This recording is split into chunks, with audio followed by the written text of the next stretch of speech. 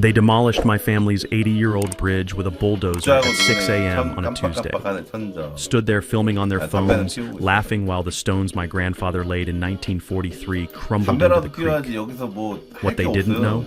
I owned the only other road into their gated community. Every single one of those 85 houses. And I was about to turn their commute into a very expensive lesson about property rights. See, Darlene Pritchett, HOA president, real estate agent, professional bully, thought she could steamroll a quiet engineer because I wasn't the type to fight back. She was half right. I'm not the type to fight back. I'm the type to win. What would you do if neighbors destroyed something your grandfather built with his bare hands? Drop your revenge strategy in the comments. And before we dive in, where are you watching from? Drop your state or country below. Let's see how far this goes.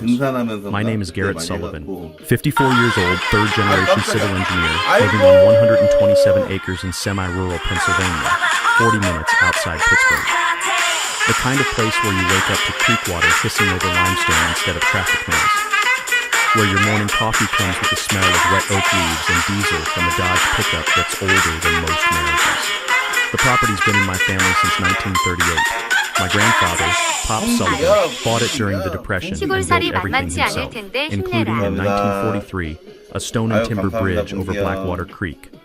It connected our land to Old Mill Road, the only route back then to 4 family farms. That bridge wasn't some weekend project. Pops pulled foundation stones from the creek bed, milled the timber himself, forged the iron brackets at the town blacksmith. It took him 8 months. I learned to fish under it as a kid, helped my dad replace planks when I was 16. Every time I drove over it, gravel crunching under my tires, I heard Pops' voice. Build something right, it outlasts you. I'm semi-retired now, consulting gigs, some land lease income, widowed 2 years ago, daughter in Oregon, quiet life. The bridge was the last thing I had from Pops. Then, 18 months ago, a developer built Meadowbrook Estates on the old Kowalczyk farm. 85 homes, $600K and up. Gated community with an HOA that thinks it runs the county. They needed a sewage easement across my land during construction. I negotiated, got paid $12,000, everything legal and recorded. Should have been the end of it. Then I met Darlene Pritchett, 62, real estate agent, Tesla Model X, bleached bob, monogrammed everything. Elected HOA president 3 months after moving in, and apparently decided her job was to remake the world in her image. April, she knocked on my door. No call, no warning, and handed me a certified letter. It demanded I remove my bridge in 30 days. Claimed it was an eyesore and a flood hazard per HOA environmental study. I read it twice. Ma'am, that bridge is entirely on my property. Your HOA has zero authority here. She smiled like a kindergarten teacher correcting a slow child. Mr. Sullivan, we have documentation showing it's abandoned county infrastructure. We're asking you to comply with safety regulations. Your study is 4 pages from a landscaping company. There's not one engineer's signature on it. The smile tightened. We'll follow up through proper channels. She left. I threw the letter away. Figured she'd give up. 1 week later, 6:04 a.m., I woke to a diesel engine roaring on my land. Ran outside in boxer shorts and boots, no time for a shirt, and saw a bulldozer ripping through my bridge. Stone cracking, timbers splashing into the creek, dust and smoke everywhere.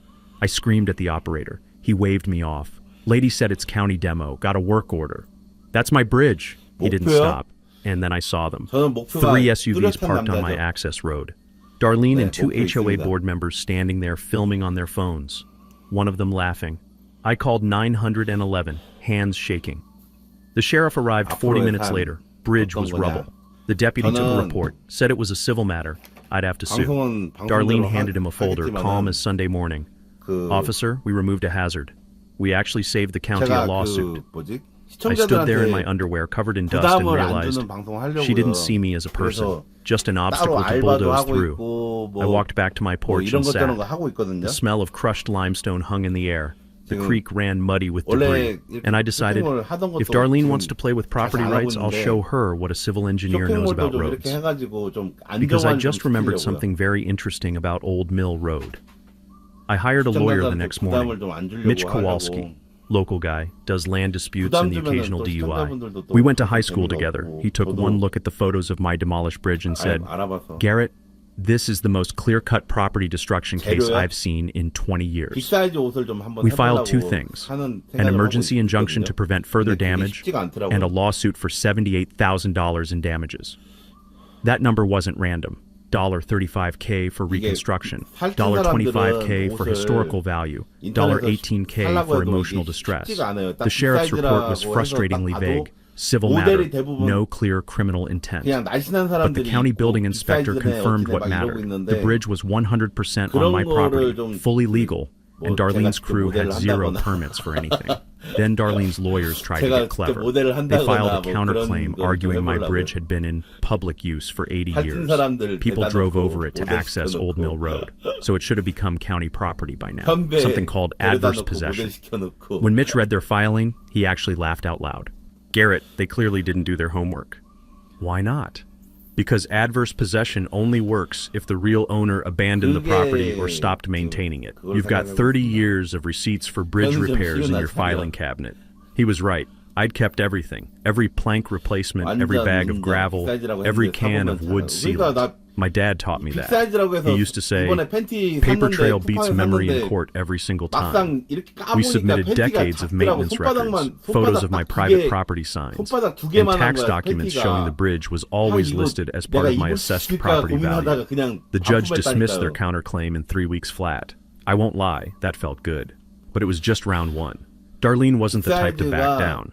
Not even close. Her HOA doubled down and hired a Pittsburgh law firm, the kind with marble lobbies and lawyers who bill $250 an hour just to read your email. They filed a motion claiming my lawsuit was frivolous and harassment, demanded I pay $50,000 in their legal fees for wasting everyone's time. Then came the settlement offer, hand-delivered by a paralegal in a suit that probably cost more than my truck. The terms, I drop my lawsuit, they drop theirs, and here's the kicker, they'll generously donate $5,000 to the local veterans fund in my grandfather's name.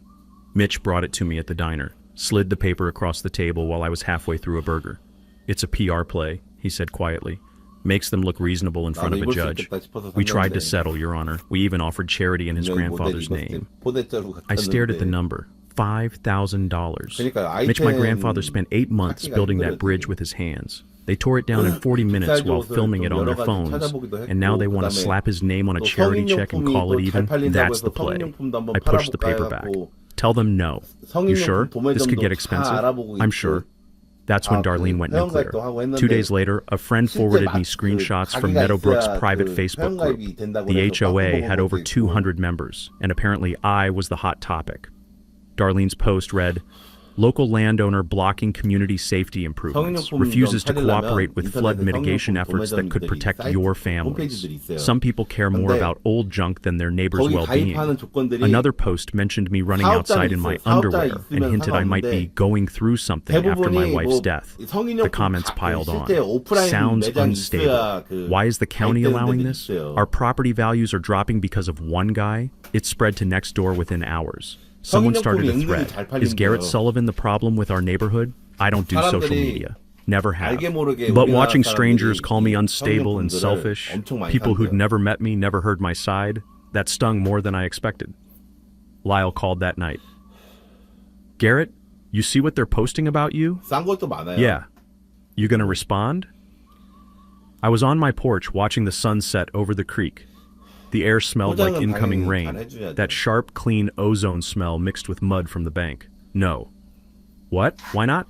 Because responding means I'm playing her game, and I'm not interested in Facebook wars, Lyle.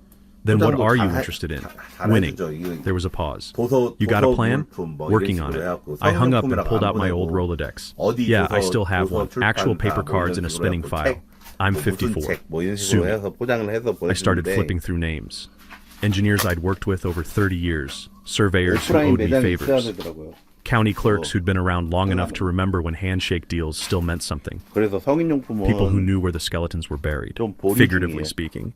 The next morning, Rosalie Chen called. She works in the county planning office, 15 years, knows every permit application, every zoning variance, every backroom deal that slides through when nobody's watching. Garrett, she said, voice barely above a whisper. I shouldn't be telling you this. Then don't, I said. I don't want you getting in trouble. Too late. Listen, Darlene's been pushing hard for expedited approvals on some expansion plans for Meadowbrook. New community center, tennis courts, the whole 9 yards. And she's been getting them pushed through fast, suspiciously fast. How fast? 90-day reviews getting done in 3 weeks. And here's the thing. Commissioner Todd Grisham is the one signing off on everything. I wrote the name down. Should I know him? He's Darlene's boyfriend. They bought a vacation condo together in Florida last year. Public record. Both names on the deed. I stopped writing. You're telling me a county commissioner is fast-tracking permits for his girlfriend's HOA? I'm telling you that property records don't lie. What you do with that information is up to you. Rosalie, I owe you dinner. Just be careful. These people have friends in high places. I hung up and smiled for the first time in days. Because people with friends in high places always make the same mistake. They think they're untouchable. And when you think you're untouchable, you get sloppy. I spent the next 2 days at the county clerk's office pulling every file I could find. Property records, easement agreements, utility right-of-ways, old survey maps from the 1940s that smelled like dust and yellowed paper. I'm a civil engineer. I've spent 3 decades reading blueprints and legal descriptions that would put most people to sleep. But that day, I was hunting, and I found something. Something big. But I didn't tell Mitch, didn't tell Lyle, didn't tell anyone. Because in poker, you don't show your cards until the pot's worth winning. Mitch called me Friday afternoon. Darlene's lawyers are pushing for a hearing next month. They want the judge to dismiss your case entirely and award them legal fees. Let them push. Garrett, you sound way too calm for someone about to get hit with a $50,000 judgment. I was standing at my window looking toward Meadowbrook in the distance. You could barely see it through the trees, but the streetlights were starting to flicker on as dusk settled in. Mitch, I need you to trust me on this. Trust you on what? Just keep filing motions, keep them busy. I'm working on something. Working on what? I smiled. Insurance. What I didn't tell him, what I wasn't ready to tell anyone yet, was that I just discovered how to make Darlene Pritchett wish she'd never heard the name Sullivan. It all came down to one beautiful, legal, completely ironclad word, easement. I spent the next week buried in county records like a detective in a bad noir film. Except instead of whiskey and cigarettes, I had coffee and 3-ring binders that smelled like 1987. 3 full days at the clerk's office. Martha, the main clerk, stopped asking what I needed after day 2 and just started pulling document boxes before I walked in. You looking for something specific, Garrett, or just hate sunlight now? She asked on day 3. I told her a little of both, and she laughed. The kind of laugh that said she'd seen plenty of property feuds in her 30 years behind that counter and knew exactly how this would end. I pulled every document tied to Meadowbrook Estates. Building permits, utility hookups, sewage approvals, environmental studies, zoning variances. Created a spreadsheet, color-coded and cross-referenced like I was preparing for trial. My daughter would have been proud. Or maybe concerned for my mental health. That's when I found the crack in Darlene's armor. Meadowbrook's sewage system, a private treatment plant serving all 85 homes, had received conditional approval from the Pennsylvania Department of Environmental Protection back in 2023. That word conditional is important. It meant temporary approval pending final upgrades and inspection within 18 months. I checked the deadline. 14 months ago. They'd missed it. Then I found 2 extension requests, both approved by the DEP regional office, both with recommendation letters attached. And guess who signed those letters? Commissioner Todd Grisham, Darlene's boyfriend. I leaned back and the chair made that loud government building creak that echoes through rooms built during the Carter administration. Martha, I need copies of all this, she sighed. How many trees we killing today? I grinned. All of them. That night I called Brianna Holt, my former intern, now an environmental engineer in Philadelphia with more credentials than I can pronounce. Garrett Sullivan, she answered over stadium noise.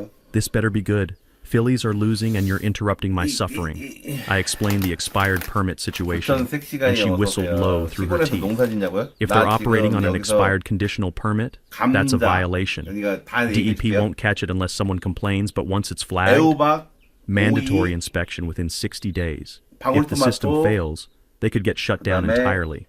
Residents would have to truck out sewage at $400 per household per month until repairs are done. Could take half a year. I asked if she could send me the complaint form. She paused. Garrett, you file this, you're going nuclear. You sure? I told her I'd think about it, but I didn't need to think long. The next day, Darlene made my decision for me. I got 3 county code enforcement citations delivered by certified mail, all dated the same day. First citation, unlicensed junk vehicle for my dad's 1979 F-150 sitting behind my barn. It had been there 15 years. Never bothered anyone. Second, unsecured burn pile for an ash heap from clearing brush. Third, illegal signage, because my no trespassing signs were apparently 2 inches too tall per township code. Each violation carried $150 per day fines if not fixed within 10 days. I called the code enforcement officer, a nervous kid named Tyler who couldn't have been older than 24. Tyler, I've lived here my whole life. Why am I suddenly getting citations for stuff that's been here for years? He hesitated, then dropped his voice. Mr. Sullivan, I was told to drive by your property daily and document violations. I'm just doing my job. I asked who gave the order. He wouldn't say, but he didn't have to. Only one person had that kind of pull with the township. I took photos of the citations and texted them to Lyle. He called back immediately, furious.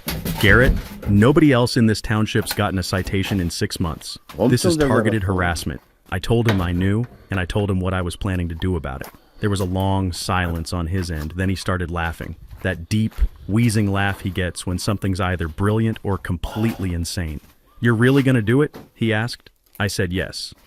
Then I want a front row seat when this blows up, he said. That afternoon, I filled out Brianna's DEP complaint form, attached copies of the expired permit and Grisham's recommendation letters, and dropped it in the mail. Then I called Mitch and told him to file the code enforcement counter complaint, harassment, selective enforcement, abuse of authority. While I had him on the phone, I asked him to pull one more document for me, the original plat map for Old Mill Road, dating back to 1952. He asked why. I told him I'd explain later, but I had a hunch about something that might change the entire game. He said he'd have it by end of week. I hung up and stood on my porch, watching the sun drop behind the tree line. The air smelled like fresh-cut grass from a neighbor's lawn and the faint diesel exhaust from Highway 29 a mile away. Somewhere in the distance, I could hear Meadowbrook's landscaping crew running leaf blowers, that high-pitched whine that never quite stops in gated communities. I smiled because in about 60 days, the DEP was going to show up at Darlene's door with clipboards and bad news, and she'd have no idea I was the one who invited them. Sometimes the best revenge isn't loud. It's paperwork filed in triplicate with a government agency that doesn't care who your boyfriend is. The code enforcement citations kept coming. Every 3 days, like clockwork, Tyler, the nervous code officer, would show up with a new violation. My mailbox was 6 inches too far from the road. My gravel driveway had excessive dust concerns. My firewood stack was visible from public right-of-way and constitutes visual blight. Each citation carried the same threat, $150 per day if not remedied within 10 days. I fixed the first few just to avoid the hassle. But by the 5th citation, I stopped, called Mitch instead. This is harassment, he said flatly. Document everything. We'll bury them in court. But court takes time, and Darlene knew it. She was bleeding me with 1,000 small cuts, hoping I'd give up before the real fight even started. Then I got an unexpected visitor. Sunday afternoon, a man in his early 50s knocked on my door, looking like he'd rather be anywhere else. Mr. Sullivan, my name's Ken Ashford. I live in Meadowbrook. I need to talk to you about Darlene Pritchett. I invited him in, made coffee, and waited. Kent sat at my kitchen table, hands wrapped around his mug, like he needed the warmth. I'm the HOA treasurer, he said quietly. Elected position, and I've been documenting financial irregularities for 6 months. He pulled a folder from his bag and spread documents across the table, bank statements, invoices, meeting minutes with dates that didn't match. Darlene's been paying herself consulting fees, $4,000 a month. It's not in the bylaws. Nobody voted on it. And this, he tapped an invoice dated the day after my bridge was demolished. She used HOA funds to pay for your bridge demolition, $28,000, listed it as emergency infrastructure repair, no board vote. She falsified the meeting minutes afterward to make it look legitimate. I stared at the numbers. $28,000 of other people's money, spent to destroy my family's bridge because she wanted it gone. Kent, why are you showing me this? He met my eyes. Because what she did to you was wrong, and because she fined my wife $500 for planting the wrong color roses. I'm tired of living under a tyrant.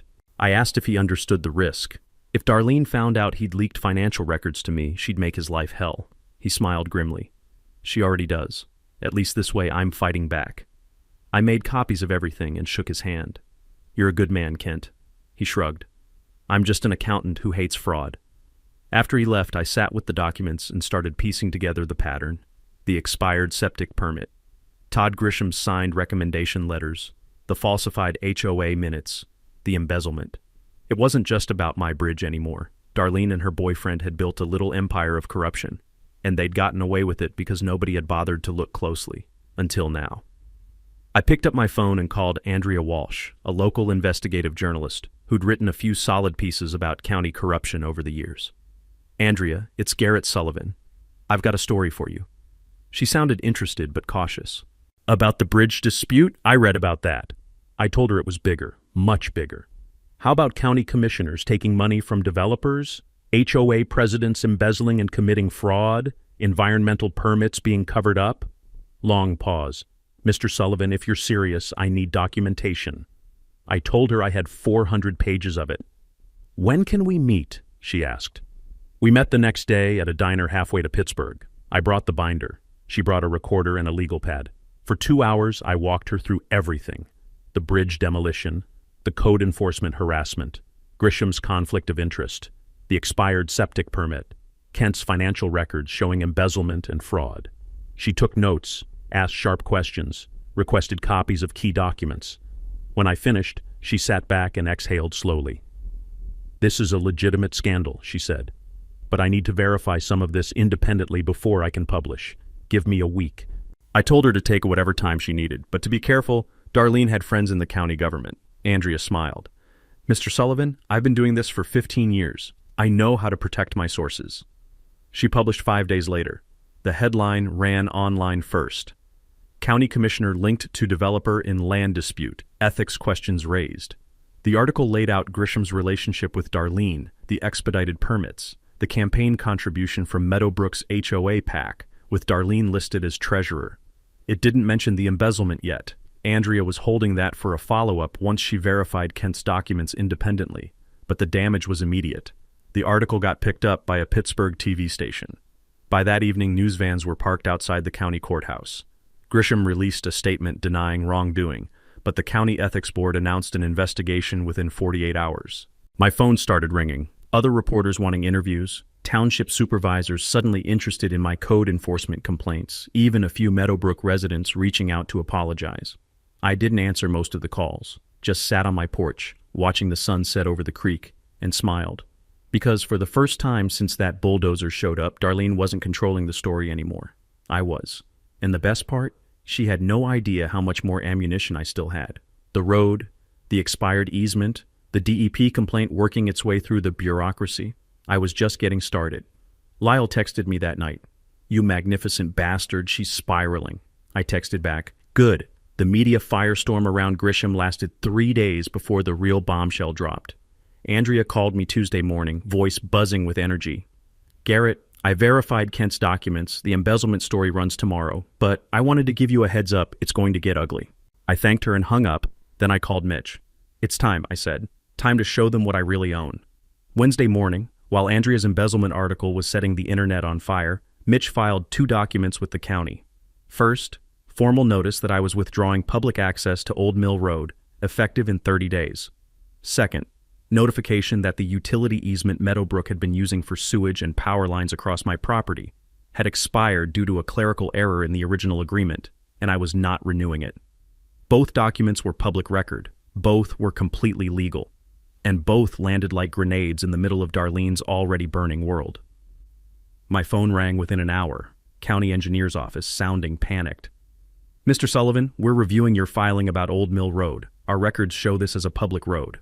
I explained calmly that their records were wrong. The road had never been formally deeded to the county, and I had the 1952 survey documents to prove it. Long silence on the other end, then the sound of papers shuffling frantically. Sir, if you close that road, Meadowbrook Estates loses its secondary emergency access route. Fire department response time would triple during rush hour. I told him that wasn't my problem. I was simply exercising my legal rights as a private property owner. He said he'd need to escalate this and hung up so fast I heard the phone rattle against the receiver. Then the calls started flooding in.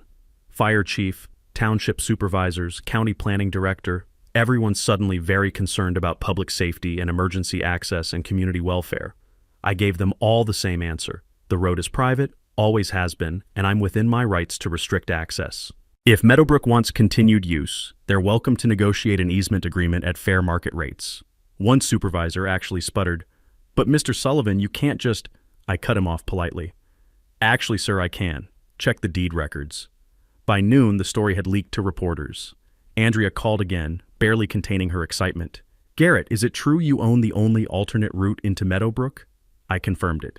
She laughed, that sharp, disbelieving laugh journalists get when a story gets better than they imagined. "This is incredible. They destroyed your bridge and you own their backup road? That's almost poetic." I told her it gets better. Their sewage and power easement had also expired, meaning they'd been running utilities across my land illegally for months. She asked if I was really going to cut off their access. I said I hadn't decided yet, but fair compensation for use of my property seemed reasonable.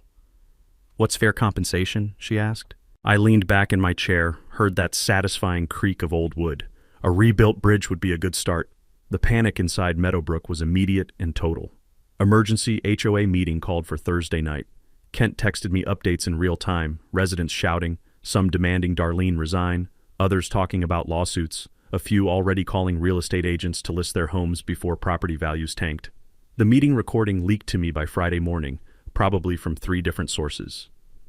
I sat in my truck in the driveway listening to it, windows down, afternoon sun warm on my arm, and the smell of cut hay drifting in from a neighbor's field. Darlene's voice came through shaky and defensive, trying to calm 85 panicking homeowners. "This is a legal technicality. Our lawyers are handling it. There's no real threat."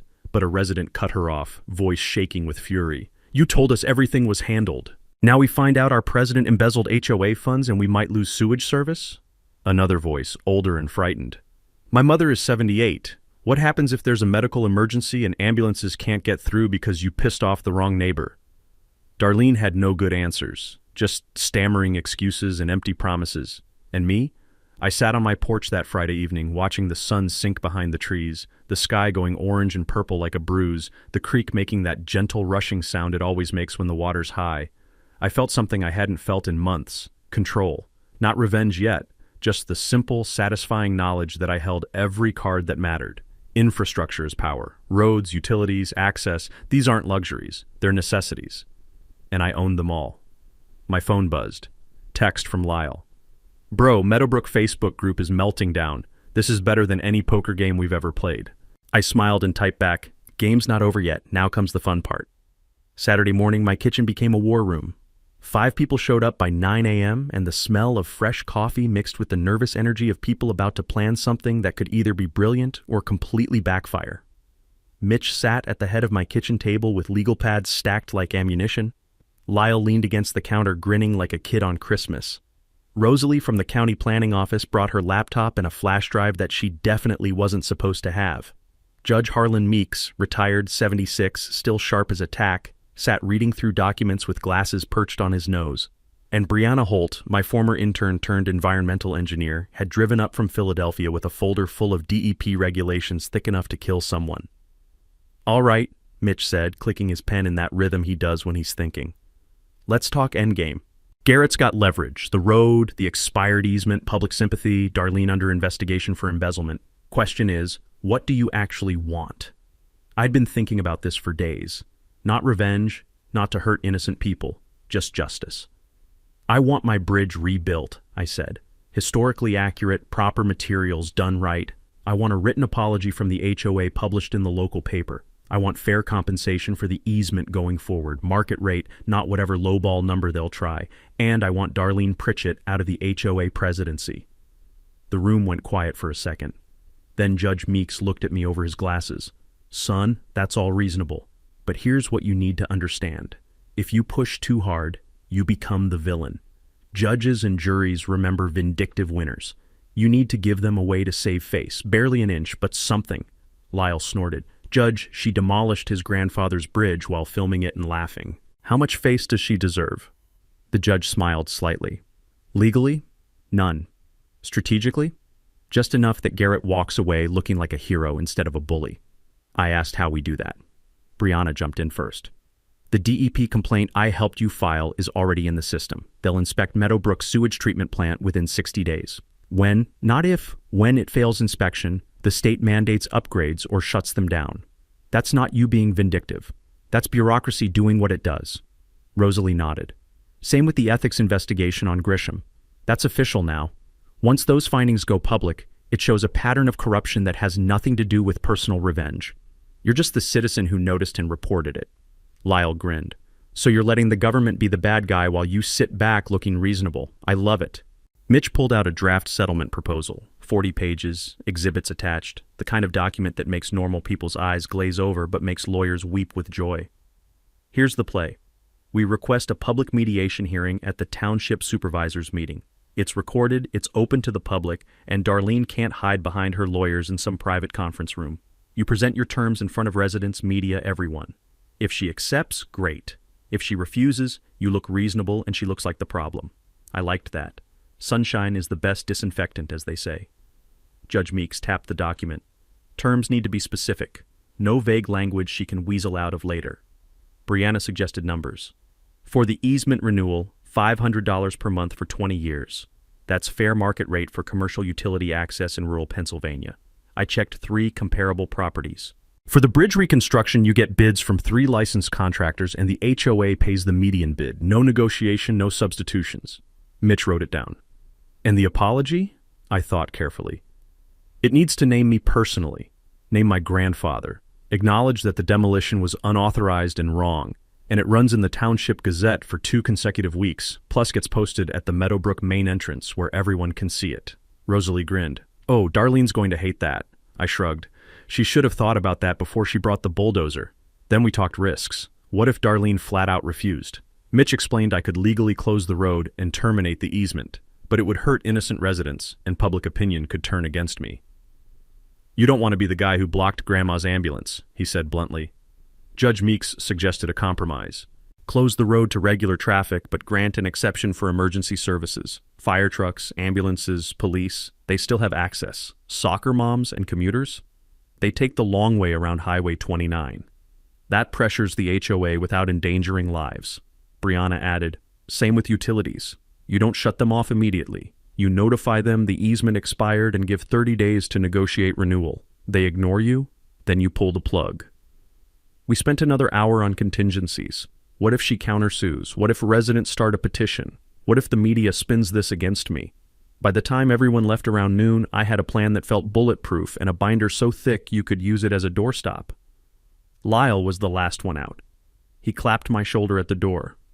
Garrett, I've known you 30 years, never seen you like this. I asked what he meant.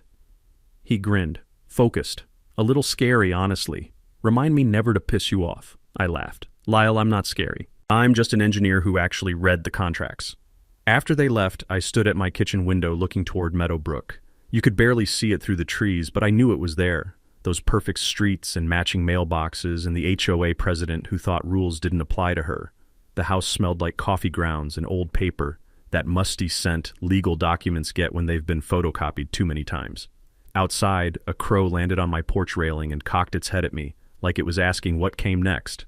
I smiled. What came next was simple. I was going to give Darlene Pritchett exactly one chance to do the right thing, and when she didn't take it, because people like her never do, I was going to show her what happens when you tear down a bridge owned by someone who actually knows how infrastructure works. Darlene's world was collapsing, and desperate people do desperate things. I should have seen it coming. Monday night, 2:30 a.m., I woke to chainsaws ripping through the darkness. Not distant, close, on my land. I grabbed my phone, pulled on boots over sweatpants, and ran outside.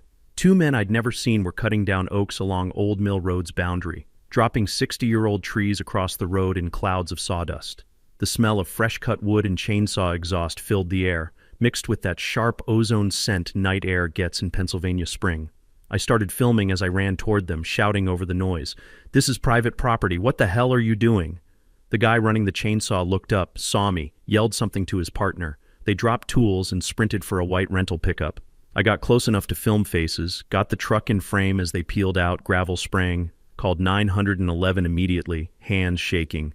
Told the dispatcher vandals were destroying my property, gave the location, said I had video evidence. She said a deputy was 20 minutes out. I walked the damage with my phone flashlight. 4 trees down, 2 completely blocking the road, 2 more halfway cut and leaning dangerously. If I hadn't woken up, they'd have finished and Old Mill Road would have been impassable for weeks. The message was clear. If they couldn't negotiate access to my road, they'd make sure nobody could use it. Destroy the leverage. I stood there surrounded by sawdust and the sound of settling branches, feeling my jaw tighten. This wasn't a legal fight anymore. This was war. Deputy Collins arrived 40 minutes later, same guy who'd handled my bridge demolition. He walked the scene, took photos, watched my video 3 times. Garrett, this is criminal mischief minimum, possibly conspiracy. You pressing charges? I asked if he could ID them from the footage. He zoomed in on a frame showing the truck's rental company logo. I'll run it down. Then he pointed at something I'd missed, a work glove dropped in the rush to escape. He bagged it. Might get prints. Watch your back, Garrett. You've made enemies. Collins called the next morning. Ran the rental. Paid for with a credit card belonging to Marcus Pritchett. I asked who that was. Darlene Pritchett's son, 29, works in her real estate office. There it was. I asked if we could charge him. Collins hesitated. We can prove he rented the truck, that's it. Unless one of those guys testifies Darlene ordered it, we can't tie her directly. I asked his advice. Honestly, save it. If you press charges now, it becomes a criminal case, ties up your civil suit for months. But as leverage in negotiations, it's dynamite. I called Mitch immediately. He listened, then started chuckling, that dark lawyer laugh that means someone screwed up badly. Garrett, don't use this yet. Save it for mediation. When Darlene's sitting across from you in front of the township, media, everyone, you calmly present this video. You don't even accuse her, just explain that her son rented the truck used to commit a crime on your property. Let people draw their own conclusions. I smiled for the first time since the chainsaws woke me. Chess, not checkers, Mitch agreed. And right now, you're 3 moves ahead. But Darlene wasn't finished. Over the next week, things got weirder. Anonymous calls, someone breathing, then hanging up, 5 times in 3 days. My truck got egged while parked at the diner, yolk dried into the paint in the sun. Then Thursday morning, I found a dead raccoon on my porch, positioned deliberately, clearly left as a message. None of it was prosecutable, but it was designed to scare me, make me back down. Lyle came over that evening, saw the raccoon situation, shook his head. She's spiraling. This is what bullies do when they lose. They lash out. I asked if it would escalate. He met my eyes. Probably. But you've got cameras, documentation, law on your side. She's got desperation. I know which hand I'd rather hold. Friday, I attended the township supervisors meeting, sat in back, said nothing. But my presence was noticed. During public comment, 3 Meadowbrook residents complained about me, holding the community hostage, endangering public safety. One even suggested eminent domain to seize my road. The supervisors asked if I wanted to respond. I stood, kept my voice level. I'm not holding anyone hostage. I'm exercising property rights. If Meadowbrook wants access, they can negotiate through my attorney. But I'm not giving away what I own for free, especially not to people who destroyed my family's bridge. I sat down. One supervisor nodded. Mr. Sullivan, we're scheduling a public mediation hearing 2 weeks from today. I thanked him and left. Walking to my truck, I spotted Darlene's Tesla 3 spaces over. She sat in the driver's seat staring at me through the windshield. We locked eyes. She didn't look angry anymore. She looked terrified. Good. In 2 weeks, in front of everyone, I'd lay out exactly what she'd done, what it cost, and what it would take to fix. And there'd be nowhere left to hide. The week before mediation, everything accelerated. Sunday afternoon, Kent knocked on my door looking like he'd aged 5 years overnight. Garrett, we need to talk. Now. I let him in, made coffee that neither of us drank, and waited. He pulled out a laptop and a stack of documents printed so hastily the pages were still warm. I got removed as HOA treasurer Friday. Darlene called an emergency board vote, said I was creating unnecessary conflict. 3 of her cronies voted me out. He opened the laptop. But before they locked me out of the accounts, I downloaded everything. 2 years of bank statements, every transaction, every invoice. He turned the screen toward me. Highlighted line items told a story that made my stomach turn. Darlene had been paying herself consulting fees, $4,000 a month for 18 months. $72,000 total, never approved by residents, never even mentioned in meeting minutes. Then there were vendor payments to her nephew's landscaping company, her brother-in-law's HVAC business, all inflated beyond reason. Conservative estimate, Kent said quietly. She's funneled about $200,000 out of HOA reserves into family pockets. I stared at the numbers, feeling that cold anger you get when you realize someone's corruption goes deeper than you imagined. Kent, why bring this to me? Why not the police? He closed the laptop and I heard that plastic click that sounds too loud in a quiet room. I tried. Filed a DA complaint Friday. They said it's a civil matter. Hire a lawyer and sue. They won't prosecute unless there's clear fraud, and Darlene's been smart. Everything's documented as business expenses, just massively inflated and paid to relatives. It's corruption the legal system won't touch. He met my eyes. So I'm bringing it to you. You're the only person fighting her and actually winning. I called Mitch immediately, put him on speaker. After Kent walked through the documents, Mitch whistled low. This is textbook self-dealing and breach of fiduciary duty. HOA members can sue her personally, and Garrett, this destroys what's left of her credibility before mediation. I asked if we could use it directly. Mitch thought carefully. You're not a Meadowbrook resident, so their finances aren't your fight. But if Kent goes public... Kent didn't hesitate. I'll testify. I'll give interviews. Whatever it takes. She's been stealing from 85 families, including mine. I called Andrea Walsh. Within 2 hours, she was at the diner, laptop open, cross-checking Kent's evidence against public records. Mr. Ashford, I'll need to verify this independently before publishing. Kent handed her a flash drive. Everything's there. Bank records, invoices, meeting minutes. Verify however you need. She looked at me. Garrett, this doesn't directly involve your dispute. I shrugged. I know, but it's the truth, and I'm tired of watching her get away with things. The article dropped Wednesday morning, 3 days before mediation. Meadowbrook HOA president accused of self-dealing. Documents show suspicious payments to family. Andrea had contacted vendors, confirmed inflated pricing, got one to admit giving Darlene referral kickbacks. She'd interviewed 4 residents anonymously. The story was bulletproof. By noon, Meadowbrook's Facebook group was melting down. Residents demanding Darlene resign, threatening lawsuits, starting recall petitions. The DA's office suddenly decided to review the matter. And Darlene? Complete silence. No statement, no defense. Her office voicemail full. Social media dark. Thursday night, Kent texted, emergency HOA meeting, board voting on Darlene's removal. FYI. I didn't attend. Wasn't my place. But Kent sent updates. 70 residents packed the room. Darlene tried defending herself, claimed payments were standard practice and approved by previous boards. Nobody bought it. The board voted 4-1 to remove her as president effective immediately. Then residents voted to suspend her membership pending a full audit and potential legal action. Kent's final text. She walked out, people shouting the whole way to her car, "It's over." I sat on my porch reading those texts as dusk settled. The air smelled like coming rain, that heavy, electric smell that makes your skin tingle. The creek was running high, making more noise than usual, and in the distance I heard a dog barking at something only it could see. My phone rang, Lyle laughing. "Did you see? She's finished. They're talking criminal charges. And mediation's Friday, she's showing up with nothing." I told him I'd heard. He kept going. "Garrett, you won. She's destroyed." But that's not how it felt. Winning wasn't about destroying Darlene. It was about getting what I was owed. And I wasn't owed her humiliation. I was owed a bridge. I called Mitch. Friday's mediation, I want to be clear. I'm not going there to gloat or twist the knife. I'm going to get my bridge rebuilt and move on with my life. Long pause on his end. Garrett, you're more generous than she deserves. But don't give away too much. She still owes you everything. I watched the sun disappear behind the tree line, turning the clouds the color of a fresh bruise.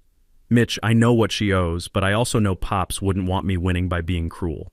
He'd want me winning by being right. Mitch chuckled softly. All right then, see you Friday. Let's finish this. Friday night, 7 p.m., the township municipal building was packed beyond capacity.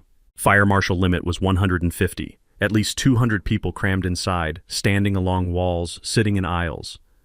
The air smelled like burnt coffee and nervous sweat and that old building mustiness government offices get. 3 TV crews.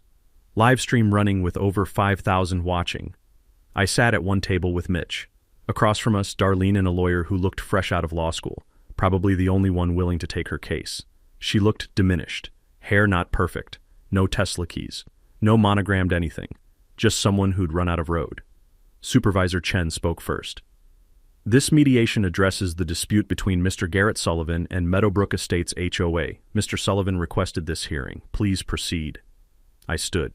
Didn't need notes. I'd lived this story for 2 months. Supervisors, neighbors, media, thank you for being here. I'll keep this simple. I clicked Mitch's laptop.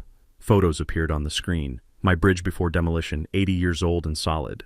April 16th, 6:04 a.m., Meadowbrook HOA President Darlene Pritchett ordered this bridge demolished. Built by my grandfather in 1943. On my property. Fully legal. Destroyed without permission, without permits, without authority. Next photo. The bulldozer mid-demolition, Darlene and board members visible in background with phones.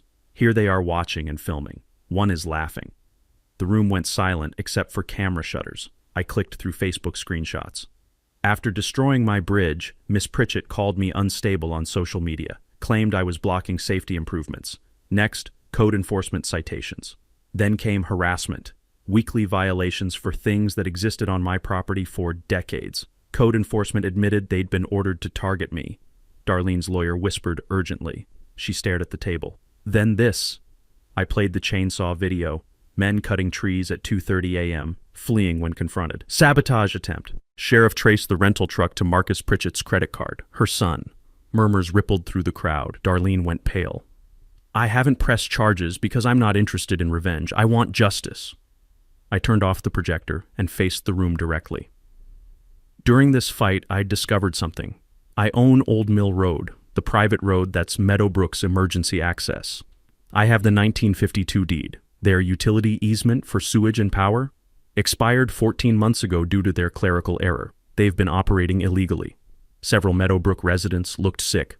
I could close that road tomorrow, terminate utilities. Legally, I'd be within my rights. I paused. But I won't, because that punishes innocent people. And they're not who I'm angry at. I pulled out papers. Here's what makes this right. Meadowbrook pays $78,000 for bridge damages. They fund reconstruction. Historically accurate, about $120 total. Written apology published in the Gazette for 2 weeks. New easement, $500 monthly for 20 years, plus free emergency vehicle access because I'm not cruel. And all harassment stops. No more weaponized code enforcement. No more sabotage. No more attacks. I looked at Darlene. You thought you could bulldoze a quiet engineer because I wouldn't fight back. You were half right. I didn't fight back. I fought smart. Read the deeds, pulled the permits, documented everything. My voice dropped. My grandfather spent 8 months building that bridge with his hands. You destroyed it in 40 minutes while laughing. So here's what happens. Meadowbrook accepts these terms, or I close Old Mill Road Monday and terminate utilities in 30 days. The room erupted. Reporters shouting, residents yelling questions. Chen gavelled for order.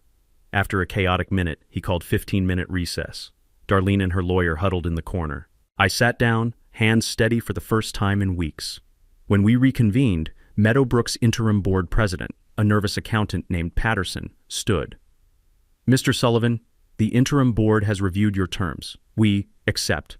All of them. We'll have formal documents prepared by Monday. He looked at Darlene with something like disgust. And on behalf of the community, I apologize. What happened to your bridge was wrong. What happened after was worse. We'll make it right. Supervisor Chen nodded. Miss Pritchett, do you have anything to add? She stood slowly, face blank. For a moment, I thought she might apologize. Instead, she said quietly, I acted in what I believed were the community's best interests.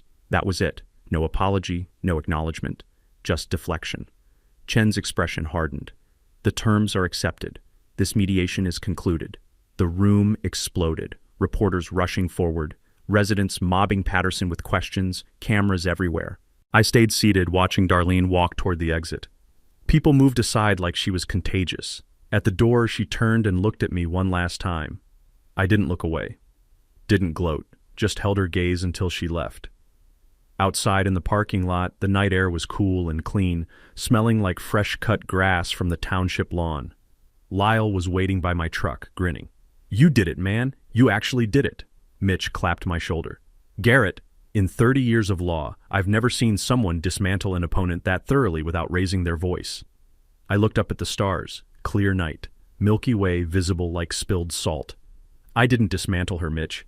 She dismantled herself. I just showed everyone the receipts. We stood there a moment. Then I climbed in my truck, drove home, sat on my porch, and for the first time since that bulldozer showed up, I felt something close to peace. The settlement documents were signed by Wednesday. $78,000 in damages hit my account by Friday. The written apology ran in the Township Gazette the following week, half a page, formal and stiff, signed by Meadowbrook's interim board. Darlene's name was conspicuously absent, but everyone knew. The second week it ran, someone posted a photo of it on the Meadowbrook entrance sign. It stayed there for 3 days before anyone took it down. Bridge reconstruction started in early June. I hired a local stonemason recommended by the Historical Society, a guy named Vernon, who'd restored 3 covered bridges in the county and understood what historically accurate actually meant. We used stones pulled from the creek, same as Pops had done, plus new timber milled from oaks on my property. The design was an exact replica of the 1943 bridge, but engineered to modern safety standards. Cost came in at $118,000, under budget.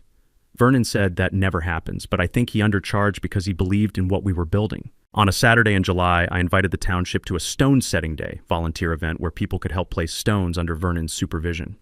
I expected maybe 20 people. 67 showed up. Families with kids, retirees, a handful of Meadowbrook residents who wanted to be part of fixing what their HOA had broken. We worked from 8 a.m. to 4 p.m., and someone organized a potluck lunch on my lawn. Fried chicken, potato salad, pies that disappeared faster than I could count. Kids painted decorative stones for the approach path. One little girl, maybe 7, asked why the bridge mattered so much. I told her my grandfather built it so people could help each other, and that's what bridges are for. She nodded like that made perfect sense and went back to painting flowers on her rock.